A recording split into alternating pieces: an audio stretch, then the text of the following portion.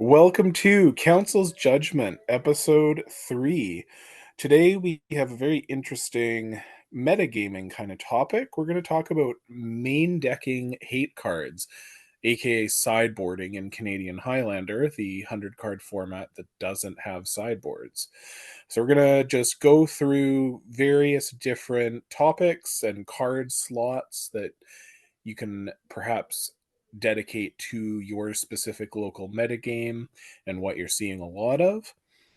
And we're also going to do just a quick rundown of top 8 talk for this week, build a little bit of hype, and go through some interviews from all of the competitors. So first, let's check in with my co-host, Spencer. How you doing today? Oh, just fantiddlyastic. Great to be here, talking about scalpels and hammers. Sasha, how about you? How you feeling on this fine snowy Monday?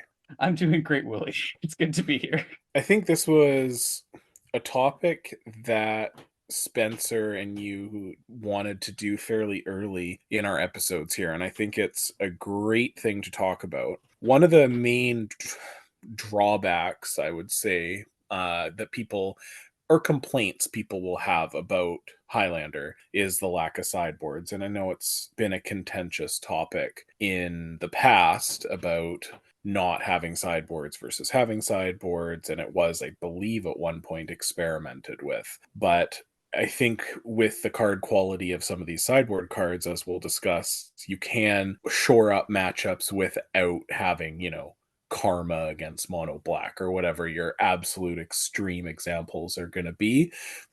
And I think that's deck building decisions and choices that a lot of people maybe aren't putting to the forefront of their mind. Yeah, and I think it's also there. We're not getting into the discussion about whether or not we should or should not have sideboards. Well, we're just going to be keeping very strictly to the fact that we don't. We also want to acknowledge that the power level of cards, they don't exist in a vacuum. Certain cards that are good in some formats are or conversely really bad in others. And a big part of that is just the metagame ecosystem that it exists in and the kind of matchups that those cards face. So it's just trying to figure out how you're going to build the optimal deck for a tournament without necessarily going overboard. Yeah, exactly. So, first thing we're going to kind of talk about. So, as we said, main decking sideboard slots. And how do you do this? How do you sideboard, and what quote unquote hate cards are we talking about here? And so, the first ones, really, these are hate cards, but they're main deckable cards. You're not even really looking, you're just looking at these in your 100 card deck. You're not reaching to play them. Stuff like counter magic that also exiles. So Force and Negation and No More Lies, the recently printed one, crucial in some matchups that you have access to exile, and the ability to do so comes up quite often, I would imagine. Hey? Yeah, and there's this tension that exists with between any sort of hate card or like any card that you can play in general, where you can either be over prepared with scalpels or you can be prepared to just hit with hammers and hope that those hammers are good enough. These are the cards at the like highest end of both spectrums, where they're usually good in or at least applicable in any matchup. But they are ultimately hate cards. Like even cards like Thoughtseize and Inquisition, if you want to take the example of 60 card formats, not every 60 card deck in Legacy, in Pioneer, in Modern plays those pieces of hand attack. They're obviously very powerful, but the context that they're good in depends on the deck a lot. In Highlander, there's this interesting thing that happens where I notice at least a lot personally, a lot of players just default to always having Thoughtseize and Inquisition and to a lesser extent Duress in their black decks. That's not always correct, and I think it's important to at least make players understand that choice, that they're choosing to do a little bit of, I guess, pre-sideboarding in that way. They're choosing to make their deck a little bit less naturally synergistic with itself, so that way it can be better in those matchups and have a bit more interaction. And so they're obviously still very good cards. It's just important to recognize that you are giving up something there by including those things. Yeah, absolutely. And Spencer, as someone who plays a lot of decks where Sasha's describing there, where playing Thoughtseize and Inquisition, Duress are potentially taking away some of the more synergistic aspects of your deck. Like, where do you land? Like, are you always playing Inquisition and Thoughtseize in like something like SandDB or like creature combo decks? Well, I think with creature combo decks, your hand attack spells are actually pretty useful in more of a proactive way. And I think that most often those cards are actually trying to attack a person's own hate cards. Having said that, they also have like a flexibleness to it, which I think is what we're trying to hit on the head with like the cards that are main deckable sideboard-ish cards in other formats, but have like a multi-use approach and are good on rate. Sometimes I'm more thinking of cards like Endurance or Archon of Myria or Boseiju, which are just cards that you can main deck. We see a lot of these cards main decked in other formats. And, even on their lowest base rate, even if they're not hating out a particular attack plan of necessarily like a combo deck or a graveyard interaction deck, they are still pretty good. An Endurance on its face value, just cast without, interrupting someone's game plan necessarily is still a fine card. I would Archon of Myria as well as like stonewalling certain archetypes is also a very annoying deck, as generally speaking, most of the decks are more than one color, and the non-basic clause comes up quite a bit. But there's also certain combo decks where both Archon and Endurance, as I'm sure Sasha can attest to, are like the number one concern going into it. But I would also consider these cards to be ones that, if you're in those colors, you're likely playing them as long as you're more of a creature-based mid-range or aggressive strategy. Absolutely. Like, I think it's important to note or see, like, you don't see people in Modern playing main deck Endurance unless it's a very specific metagame or they have one. And so obviously in Highlander, you don't have the sideboard, but you want to have creatures that are on rate, as you said, and aren't potentially draws elsewhere. So I think it's important that, yeah, like Endurance is mainly a 4 of sideboard card or a 1-3 split or something like that, depending on your metagame. If you want access to it, you have to play it main deck, and you have to like make those conscious considerations to be playing it over potentially, a 4/4 for 3 in Gruul aggro or something like that, where maybe it's slightly less aggressive and not pushing damage across quite as quickly or efficiently, but it gives you those options there to have access to cards in matchups that maybe you're trying to shore up. Yeah, and I also want to add to that without like for the non-blue decks, because blue has the advantage of both counter magic, which has not necessarily means that it has good combo matchups or synergy direct interaction matchups, but they also have card selection. So in a lot of creature decks, for example, in D&T, they have a density of graveyard hate. They have a density of maybe one player cast per spell or etc. or non-basic land hate. Green decks might have access to Fiend Artisan or Fauna Shaman or Eladamri's Call, and Green Sun Zenith, so they have a bit more tutors, creature tutors. So for these non-blue interactive mid-range or aggressive decks, they have to have both density and or creature tutors to be able to interact with the combo decks, because the reality is they just won't be able to interact with them most of the time. Yeah, absolutely. So Sasha is probably, of the three of us, the person who is the most scared of those cards we were just talking about. How, like, what's your thought on the approach to playing those main deck? Do you think it's pretty much just an always thing, like the ones that are on rate, like Archon and Endurance, or do you think there's still situations in your aggressive decks where maybe you're not playing them and playing, Yeah, like, again, like a more aggressive creature instead? no, and there's this thing that happens in Highlander just because, again, we're a higher variance format. We have this wide breadth of decks we're going to fight against and a wide breadth of, I guess I'd call it like individual card matchups than you'd expect. Being on rate is a lot more important than it is in other formats where having the like techie hate piece, if it's dead in one matchup, is a little bit awkward, but you're kind of making a much more educated guess going into a tournament. In Highlander, like say I'm teching a piece of very specific hate for like one specific archetype, the representation of that archetype is never going to reach the point where it'd be analogous to like a 60 card format. Think like Hogak Summer in Modern. Like we're not at that point where everybody's just like jamming all the graveyard interaction they can into their decks. So I think having these kinds of evergreen hate pieces is almost a must-have, honestly. Obviously, the context that you include these cards will be different. Not every green deck is going to run Endurance. Not every white deck is going to run Archon of Emeria. But the decks that those two cards exist in, specifically, usually decks that include Land War Elves or just Mana Dorks in general, they're going to excel in. And they're going to be good enough just in general, that they more than justify the like, or their fail case is like they're operating at 90%. Their win case is like they're 120. So you're pretty happy to have both of them always. Yeah, absolutely. I think the next couple categories are like by design, obviously, but less slam dunky. You're not always, I think there's situations, I know I've definitely built black decks and not played the suite of hand attack spells because I was trying to be more aggressive, or black was more of a splash color or something. So those cards are not an auto include if I have black mana in my deck, but casting creatures and I'm green, I'm almost certainly playing endurance. And if I'm casting creatures and I'm white, I'm playing Archon. I think there's maybe some corner cases if you're like 4-color zoo or something that you're like trying to really cut corners and be aggressive that you're not playing it. But yeah, I think it's obviously on the high tier of hate card greatness. Sometimes perfect, never bad. So cards that are good on rate, maybe not above curve on rate, or they're not super powerful as like a baseline, but they can be the perfect draw against some matchups, and they have a floor of being a playable Magic card. Just examples of that stuff like enchantment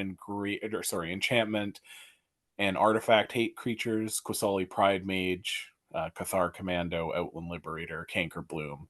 Things that are decent on rate and can sacrifice themselves to destroy a problematic permanent that you might not have a lot of answers to. And then stuff like Opposition Agent and even Mind Sensor, like Anti-Search hate that, again, not quite as good on rate as like Endurance or Archon, but still a playable, well, I don't know, Mind Sensor's close, but playable Magic card on their own. It's kind of same with Scavenging Ooze, which was at one point just like a slam dunk all-star auto include, and I don't think that's the case anymore. And Lion Sash kind of filling the same role for the graveyard. And then 2 cards that are very near and dear to my heart that I love casting specifically against Spencer and no one else: Sweltering Suns and Brotherhood's End, which again, very metagame dependent. Those cards in some metagames are absolute superstars. Yeah, and the thing that all these cards have in common is there's a buyout to them, as the flag at the bottom would imply. Like, the worst you're getting with a Canker Bloom is you're playing a 2-mana 3/2. And that's, I mean, it's not great. It's not a Magic card you're willing to register on general, but the application that it has, if you've made the metagame decision of when it's, again, hitting its use case, when it's going to be activating on something that you care about, you're willing to take that, like, aggregate percentage of being good, and that in your mind is going to offset the breadth of times where it's just going to be a 2-mana 3/2.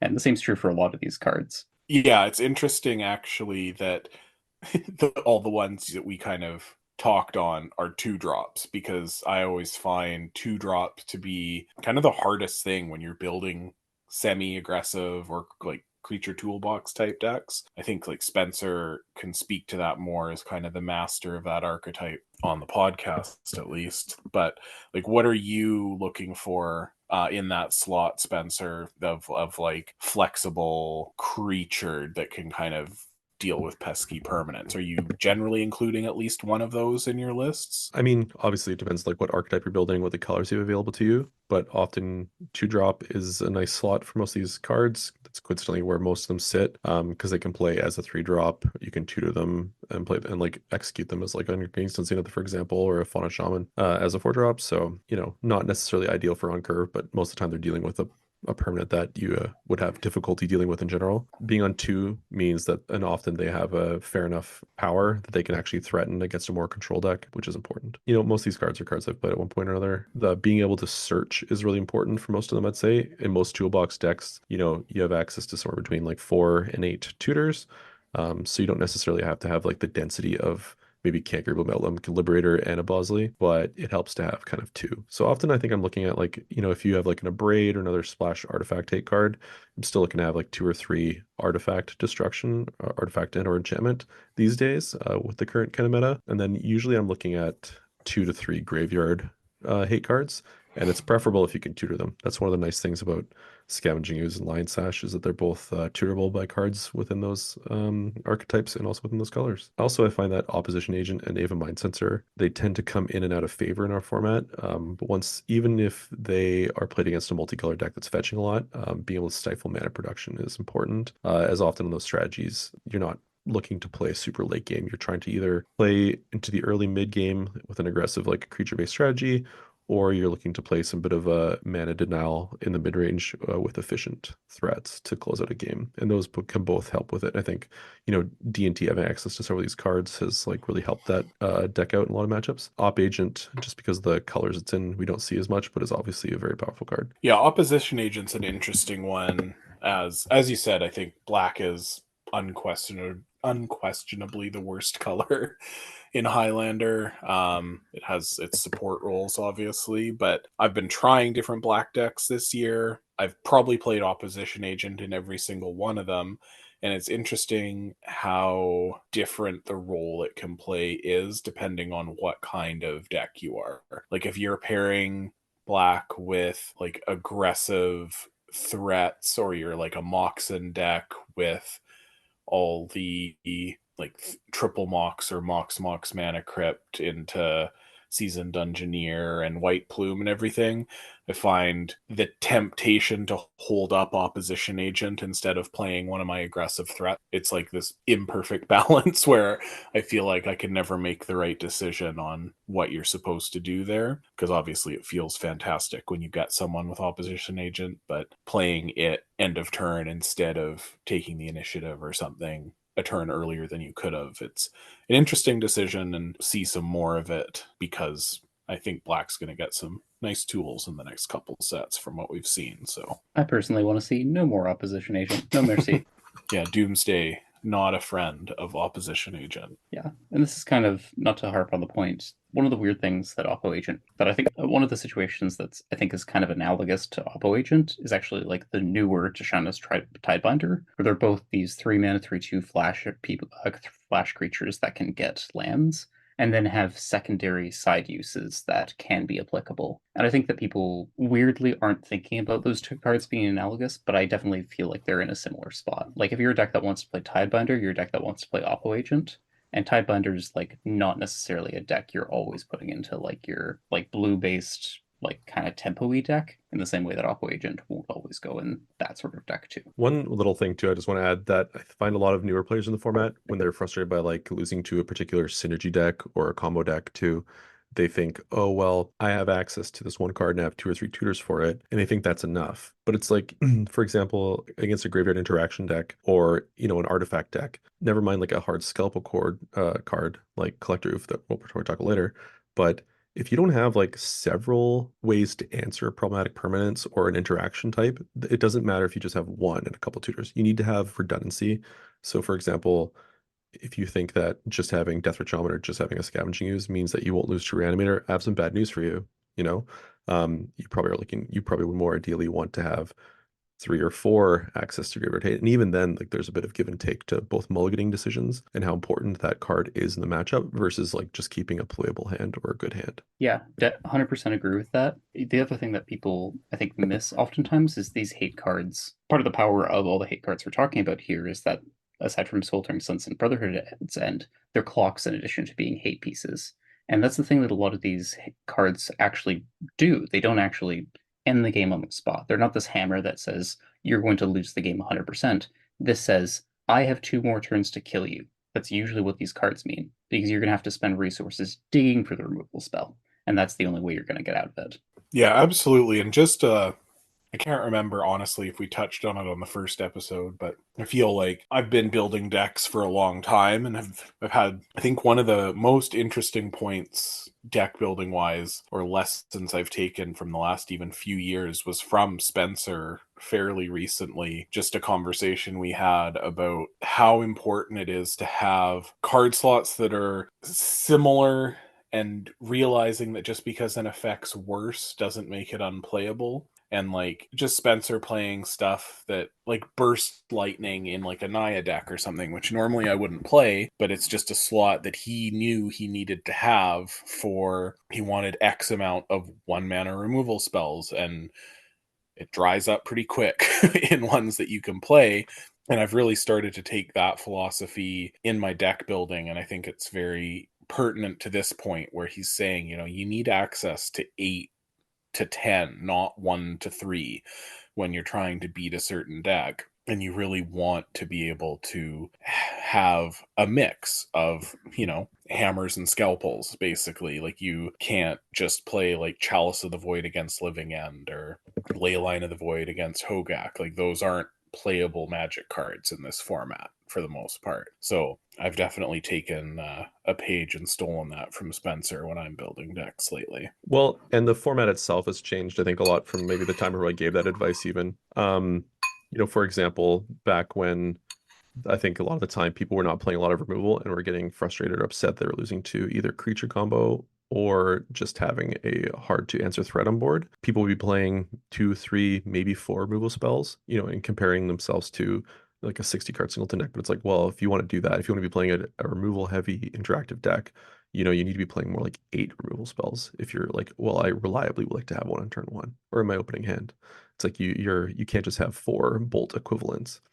You have to have more than that. And I think that's important for everyone to like also look at when you're looking at these kind of clutch cards in multiple matchups. And a big part of that's also the sideboarding decisions you make during a match. You have multiple looks at 7. That's really important when you're looking for digging for these cards. And some cards are worth actually digging for, I'd argue. And I think that's what's going to bring us to our next point. Yeah, next we're just going to talk about those perfect scalpels. So these are definitely more metagame dependent cards where you're used to your metagame, what players are coming out, what kind of matchups you're going to expect, and being able to kind of exploit that with your deck building decisions. So cards like Collector Oath, Aethersworn Canonist, Unlicensed Hearse, Containment Priest. So again, you're going to see, again, just on Sasha's point, most of these are going to be clocks of some variety, so an attacking creature as well. But, you're not always putting Collector Oath in your deck. You're looking for specific metagames for these cards, I think, is kind of the point, right, Sasha?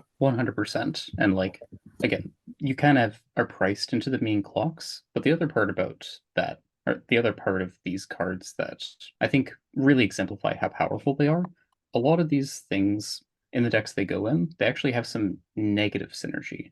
Like, lots of the decks that play Collector Roof are also playing Moxen. Most of the decks that are playing Containment Priest also have like Aether Vial. First goes for your graveyard a lot of the time in addition to your opponents. And Canoist, I mean, obviously symmetrical effect at low CMC, but if you're playing this aggressive white deck, that means that you go 1-drop, 2-drop, you can't then go on a following turn like 2-drop, 1-drop. So you're actually in some ways hurting yourself, but you're doing it in the knowledge that the matchups where these cards are going to be really good, they are going to be, again, perfect for that matchup. And they're probably going to buy you not just like a turn or two, they're probably buying you like 3 turns, or potentially, particularly in Collector Oof's case, just reading you've won the game. A perfect point. Like, I think like Hearse probably less so than the others. I've seen so many times like a Collector of shutting down its caster's Moxen because it's like, well, like, I've got this bear, I've drawn it in a matchup where it's not an actual hate piece, but it's still a creature.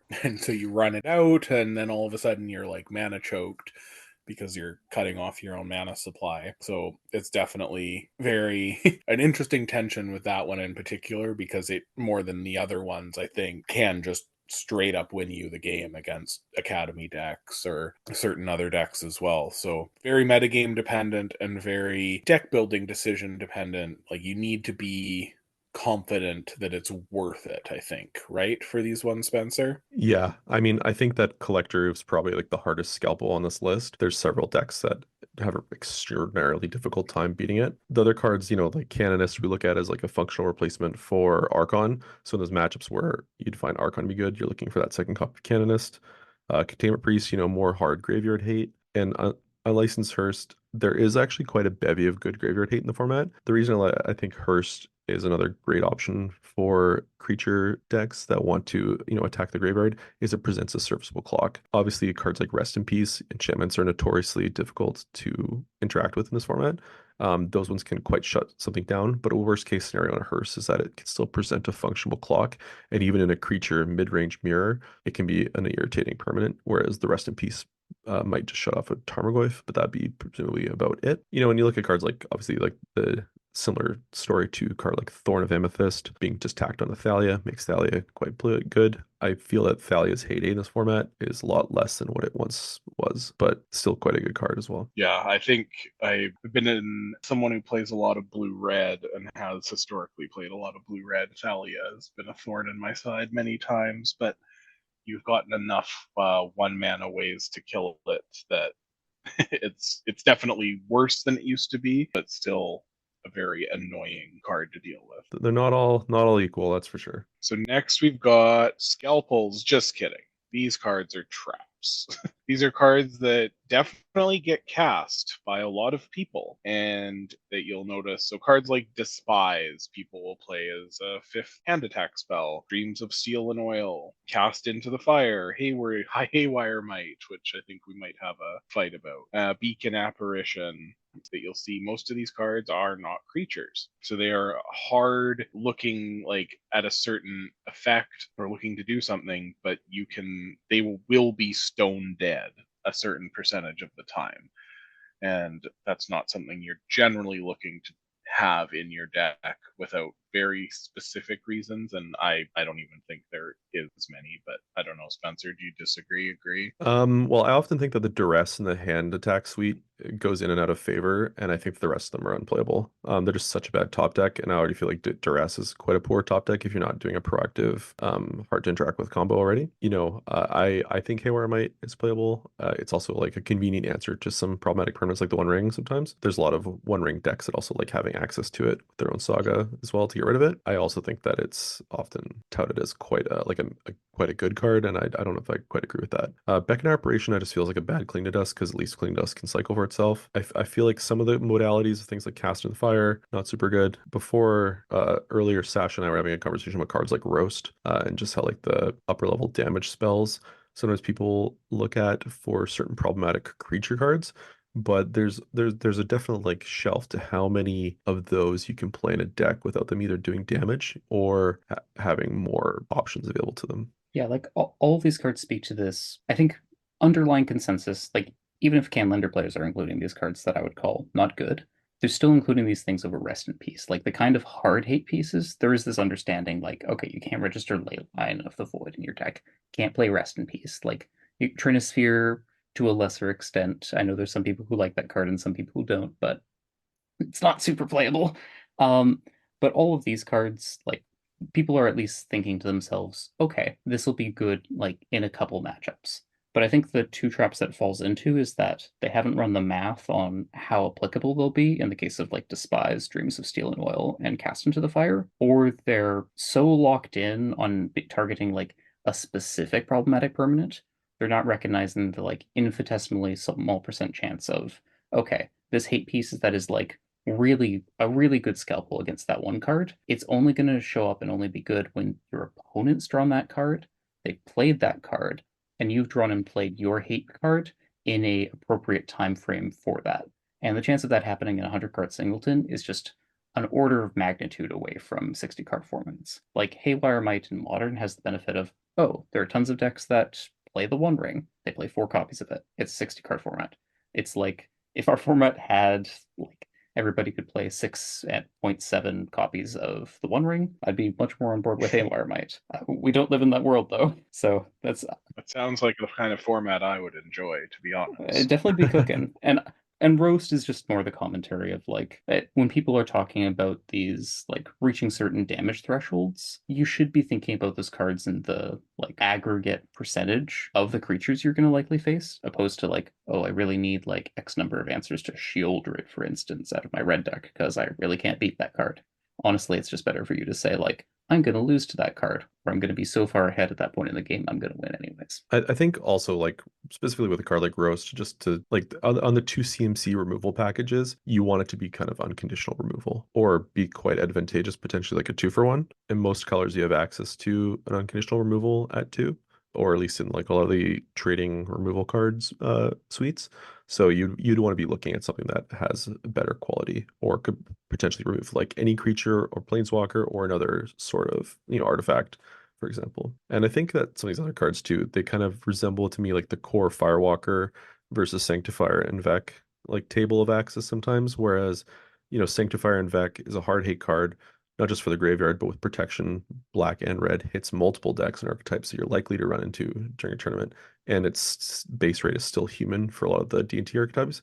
Whereas Core Firewalker, although it's a better hate card, it's not as good against the field. If that makes any sense. And also as a 2/2 non-human in the other matchups, not very good. Yeah, it's funny that that the creature type is such a huge deal there too. Definitely has been times where Firewall. I mean, actually, I should say, I think before Sanctifier on Vec was printed, Core Firewalker was a card you could play in a number of metagames. But I think the kind of like Sanctifier is going to give you more free wins, even though Firewalker is a better card against basically specifically burn and maybe goblins, I guess. But I think Sanctifier is a crazy good card in a number of potentially problematic matchups. Yeah, you want to, I mean, with a lot of these cards, you're trying to look at the couple factors is like the cost scenario of playing this maybe below rate card, worth it in a variety of matchups that I'm likely to run into in like a 5-round tournament. And I think that if you're like, this is a shut the door on 2 or 3 matches, like something like a Collector Roof, for example, or maybe, Sanctifier and Vec, Containment Priest, maybe then that's a win for you. But if you're like, oh, it's only really good in 1 or 2 matchups, it's like, well, then it's perhaps like not as good. And also like how many cards is this hitting? Like the protection cards are often good because like they're going to be good against that entire deck or a good chunk of someone's splash color or supplementary color. Whereas, a hate card from another era that used to be good in other formats too, like Gaddock Teeg, for example, used to be good in our format when there was more control decks and combo decks that relied on casting either X or CMC4 spells to control the board or win the game. Whereas now that's not necessarily the case, and it's dead in a lot of other matchups. So, like, I don't remember the last time you actually saw Gaddock Teeg really see play. Yeah, I think the other trap that people oftentimes run into is they want to bring something for everything. Like nobody wants to feel like they are like 0% to win a matchup. That's not a good feeling. And particularly in Highlander, where you get 100 card singleton, people feel like they have the room to bring like every single silver bullet, to bring every single panacea to deal with every single problem. And that's just not the context that matches play out in. Like you do reach a point where you degrade your matchups so badly that your deck is just like this pile of cards that won't beat a lot of the decks that you're supposed to be good against. And that's just in the end not worth it. And like you really need to be cognizant of that when you're deck building, I think. In similar way, like the format in the recent year, it's shifted a little bit more towards the fast mana again. It's better to be fast and consistent, like at being fast and being good, than it is maybe to have like game against every deck. And there's something to be said for that too. But potentially we'll be shifting down to more interaction. And I think when we have more interaction with slower games, you're looking at maybe like playing good cards on rate and maybe like having a better percentage across all matches instead of trying to get those 60-40s one way or the other. And Yeah. I believe a lot of players prefer to have those types of matches as well, just from like a play perspective. Not that that necessarily informs like deck building decisions so much, but how people play. But I think that that informs their deck choices, which then in turn affects like these card choices. Yeah. I also think it's important for like this is partially to my last point, but I think when you're deck building, I think it's important for you to actively consider maybe my plan for certain matchups is to just dodge. Like, I'm just going to assume I'm not going to play against that deck tonight. And the percentage of that happening, depending on the size of the community, depending on the size of the tournament, obviously varies. But like, this is borrowing logic from 60 card formats. That's a common thing people talk about all the time. And like, sometimes it's just way better to say, I'm going to dodge that matchup, and I'm going to not include like however many cards it would take to like reach that 50-50 breakpoint versus just saying, I'm going to completely concede it, and if I lose or if I match into it, I know I'm bet low percentage, and that's okay. All right. Finally, we've got the juice. So we've got kind of very specific but very devastating cards here. So we're talking about, non-basic land stuff. So Blood Moon, Price of Progress, Magus of the Moon, and Back to Basics. 3 of these are generally played in the same deck a lot of the time. And then Price is honestly kind of an underplayed card, in my opinion. Stuff like Dothy Voidwalker and Thalia, which we kind of touched on already. I know for me, I think Dothy Voidwalker is really an incredibly powerful and underplayed card, but that mana cost is kind of holding it back. But what are we talking about here with the juice, Sasha? The juice is worth the squeeze. That's what we want to say. These are hate cards that are just devastating in certain matchups, but generally, like, if you built your deck to accommodate them, they're going to be really good. And especially with the non-basic land hate, like, those cards, they're the reason why you go into, like, I'm only going to play 2 colors versus, like, 3. It's to play these really powerful hate cards that are going to, like, win the game on their own in certain matchups, particularly with Price of Progress. And then to a lesser extent with Thalia and Dothi, like cards that require you to be playing a certain deck, they are one of the cards that draw you into playing that certain deck because they do have some kind of deck building restriction. For Thalia, it's that you need to be playing a lot of non-creature spells, or a lot of creatures versus non-creature spells. And for Dothi, it's you need to pay the high cost of casting black on turn 2. Yeah, I know. Like, I love Dothi Voidwalker, and I mean, I played it in a 3-color deck fairly recently, and it definitely didn't pan out as much as I would have liked. It's going to better and better as better black cards or better support cards get printed. That kind of incentivize you to be a 2-color deck for sure. What do you think? What do you think about the juice here, Spencer? What are we? I know we've had some conversations in the past, kind of specifically about Blood Moon and its kind of fluctuating hold on the format. But what do you think about these sets of cards? I mean, I think recently in the meta, last year or so, when there was a lot of 4-color good stuff decks, it's not a coincidence that like both Gruul and Medium Red that utilize essentially non-basic land hate as a way to win, they get a lot of free wins out of it, and people kind of forget that these cards exist. I do think that they're worth the deck building constrictions they place on you. They can be really powerful. Back to Basics is one that I think has come in and out of favor. I actually think Back to Basics is more of a blowout than Blood Moon in a lot of matchups because of the initiative cards. Whereas, you know, because it doesn't allow you to continue like looking at these cards. Depends. Ironically, I do love Thalia. Recently, Sash actually talked me into pulling it out of my deck. So it's interesting that he decided to put this on the slide. That's all I'm going to say about that.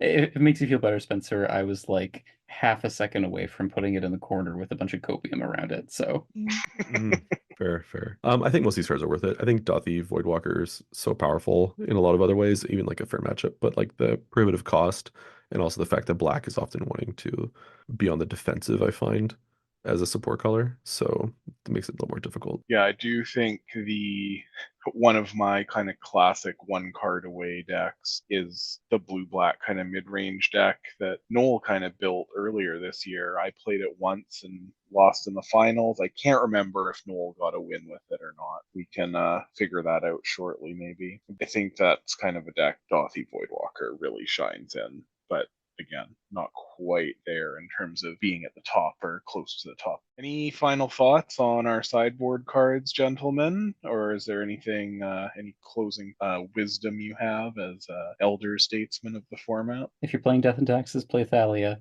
If you're not, don't. If you're trying to hate out a particular interaction, I don't think you can hate them all out. But if you're leaning more towards, you know, for example, artifact enchantment, or graveyard, or creatures, don't just have one or two, have several, and then have access to tutoring them. Like that increases the value, so you have functionally more copies of it, and then you can aggressively mulligan to them. All right, so that's going to wrap up our kind of sideboarding and strategy talk for this week. What we're going to do now, I know we did touch on the top 8 quite heavily in our last episode, so we don't want to go over too much of it again, but I did want to try to build some hype for the top 8 this weekend. And so we did get just quick little interview questions out to all of our competitors, except Greg Van Horn, who that was my fault. I apologize. Reached out initially, but my bad there. So we're just going to do a quick run through, starting with our most interesting deck build wins, in my opinion, of the year, Jacob Varro. And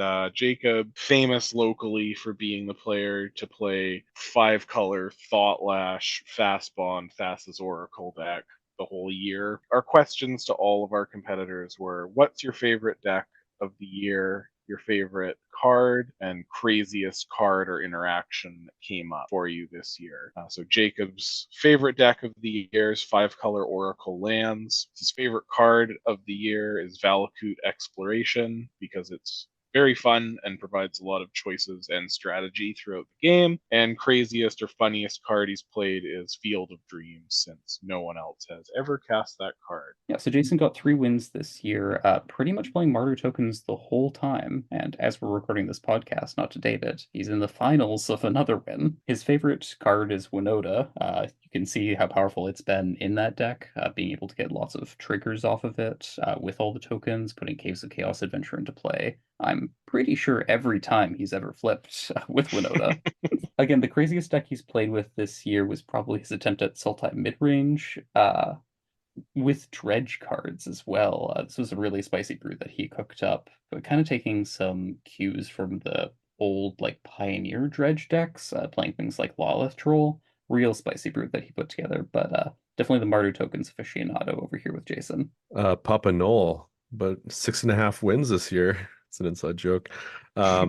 His favorite deck was Grill Stompy. His favorite card, Thrun the Last Troll. His craziest deck was he played Hermit Breakfast, Cephalid Breakfast combo with also Hermit Druid, which was a terrible deck that he somehow managed to put together.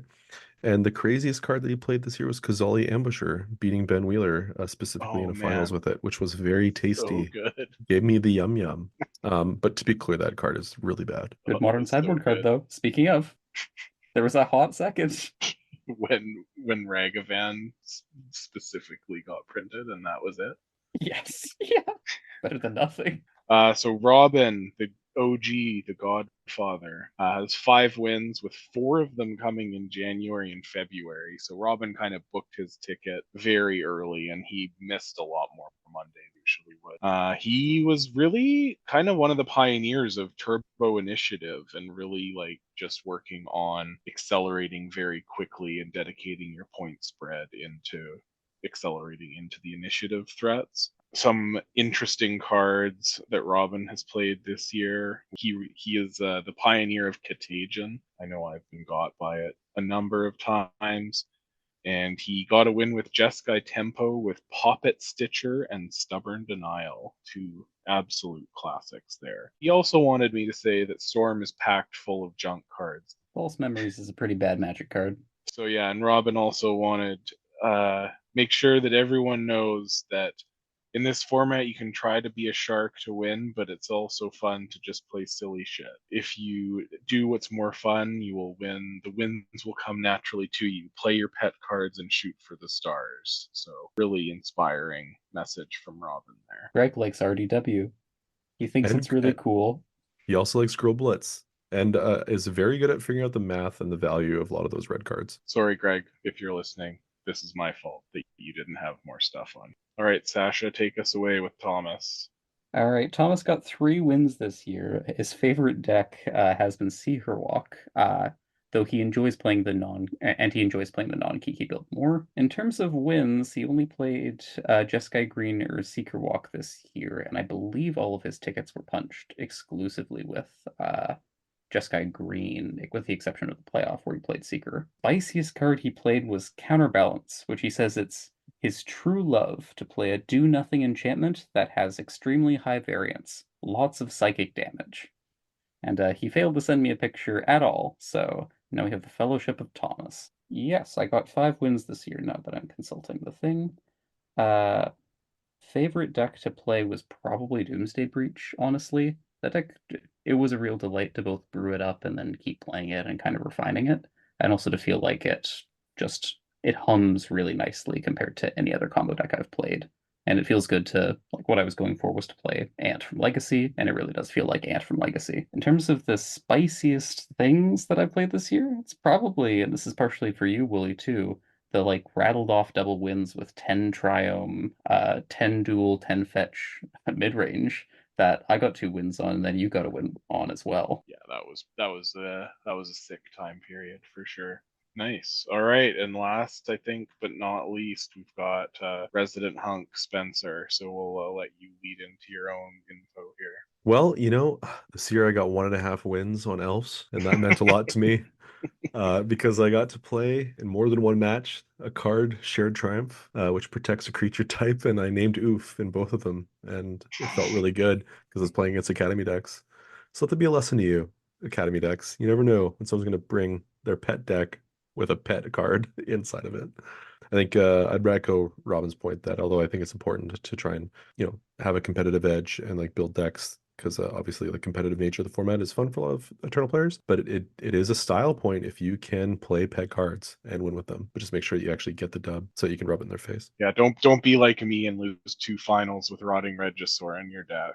It's so close, but so far. So our final kind of point here is we're just doing our weekly rundown of cool winning decks from outside of Victoria metagames. So Spencer's going to start us off with a spicy Jund winner from the Discord Cockatrice Weekly. Yeah, we had GenghisPrawn winning with Jund, the old mid-range favorite. Features a very low to the ground deck with the DRC, the aforementioned Haywire Might, and also Stalker. Nice little suite of 1s and 2s. I think are pretty solid. Kind of caps out at around the 4 CMC mark, but is not playing a ton. I think this is like a good example of a deck that has a lot of discipline on the CMC, and they found success with it. Featuring a lot of like the new cards like Molten Collapse, Stalker, etc. Good removal suite, good hand attack suite, and definitely a deck that I also think functions from having like the good mid-range threats and battling really well on CMC 1 to 2. Nice. Yeah.